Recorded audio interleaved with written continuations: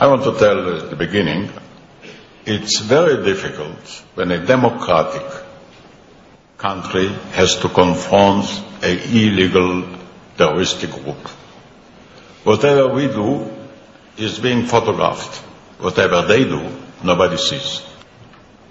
Who was elected by the Palestinians? Not Hamas, but Mr. Abbas, who is called Abu Mazen. 62% of the Palestinians voted for him to be the president of the Palestinian people. And we negotiate with him. Hamas participated in the elections, but they have a very unique idea about democracy. They think a democracy is a story of 1 day in 4 years. You go through the elections. After the elections, you can start to shoot and kill and threaten. Finished. Democracy is not a matter of elections. It is a civilization. But Hamas concerns us. Hamas published a charter. Let me just read 2 lines, 3 lines from it. From the Hamas charter. The day of judgment will not come about until the Muslims kill the Jews, when the Jews will hide behind stones and trees. There is no solution for peace initiative, proposals, international conferences are all a waste of time. This is an official charter. I don't know about which Hamas are you talking. Now, about the proportions. In the last 8 years, I hate to say it, but since you mentioned it, let me give the other picture too. Israel lost 1,167 lives from terrorists. 8,500 were wounded. It wasn't done in 20 days. It was done in several years. We restrained all the time.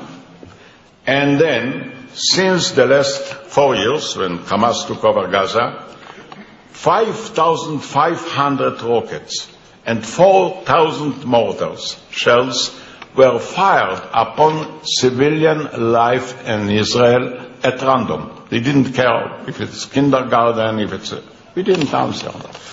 For that reason, the ceasefire idea, Mr. Prime Minister, is very strange in our views. We never started fire. I want you to listen because you watch all of your television, I can understand your feeling. Israel left Gaza completely. No occupation. We took out all of our soldiers from Gaza.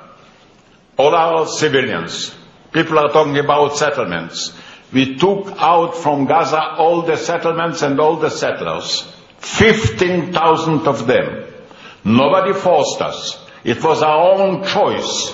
We have had to mobilize 45,000 policemen to bring them back home at the cost of $2.5 billion. I want to understand, why did they fight rockets against us? What for? There was not any siege against Gaza. All the passages were open. Not only that, we participated in investing money in Gaza to develop an agriculture. We have a Paris Center. We ourselves put in $20 million, to build greenhouses, to develop strawberries, the export of strawberries, excellent strawberries, flowers. Jimmy Wolfensohn, who was a representative of the quartet, took from his own pocket $5 million also to participate in it. They destroyed it. Why? They bombed all the passages. Why? Why did they fire at us? What did they want? We didn't occupy. There was never a day of starvation in Gaza. By the way, Israel is the supplier of water daily to Gaza. Israel is the supplier of fuel to Gaza. The only thing we didn't permit to bring in is rockets from Iran. And they build tunnels to do it. And we also have women and children, and they want to sleep at night. You know what it means? Every day, almost 100 rockets falling at random. 1 million people have had to be under shelter. They came to the government and says, what happened to you? We want to have security. Why do you permit to happen it? And I want anybody telling me clearly what were the reasons for the attack? What were the purposes of the attack? We opened with the Palestinians and we told them that we are for a Palestinian state. I started in Oslo against a majority maybe of our people who didn't agree. And all the time, you know, Mr. Prime Minister, you have had to wait because many buses that came from the West Bank to Jerusalem were full of dynamite. I was then Prime Minister, I saw it with my own eyes, the blood and the bodies. You know, I don't have to watch television. And when I came in, there were thousands of people shouting at me, traitor, killer, look what you did to us.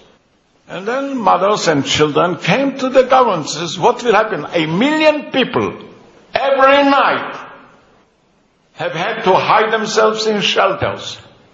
Mothers with sleepless nights. What do you really mean? By the way, I never saw anybody demonstrating against those missiles. That was okay? Nobody said a word.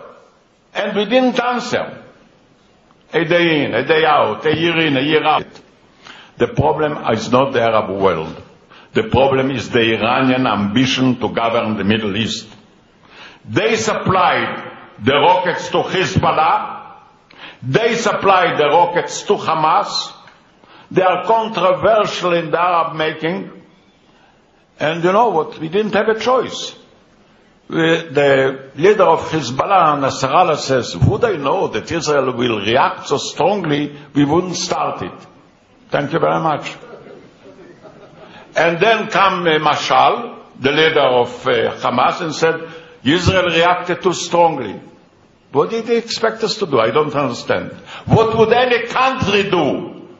What would you do if you would have on Istanbul every night 10 rockets or 100 rockets? And we never gave up.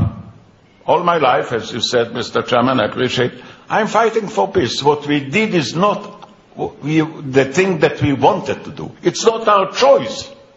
Our choice is peace. What we did is because the lack of a choice. I'm very much sorry, Mr. Secretary General, about the United Nations building. According to our record, they start, not by your knowledge, they started to shoot from there. And by the way, when Europe bombed Kosovo, you hit the Chinese embassy. Did you want to? And hundreds of civilian people were killed in the bombing too. Look what the people of the Palestinian people, the Secretary General of Fatah is saying about Hamas 3 days ago. I quote him, 3 days ago. Hamas has turned Gaza schools, mosques, all universities into centers of detention, interrogation, and torture. Doesn't have been shot in the legs, beaten savagely. Hamas plundered trucks, bringing and distributes it only to the food, only to the supporters of their movement. They didn't give food to the people of Fatah. They killed 100 leaders of Fatah in full daylight. They throw them from the roofs. What do we really mean? For us, victory is peace, not war. We have power. We shall never use power unless we don't have another choice. And when we have a choice, we want peace. And I think that Hezbollah has learned a lesson. They stopped shooting. Nobody stopped them to shoot, but our reaction. I hope Hamas will also have a lesson. They will stop shooting and start talking. Everything that we can achieve is by talking, not by shooting. And that was, and that is, and that will remain the position of Israel. Thank you, Mr. President.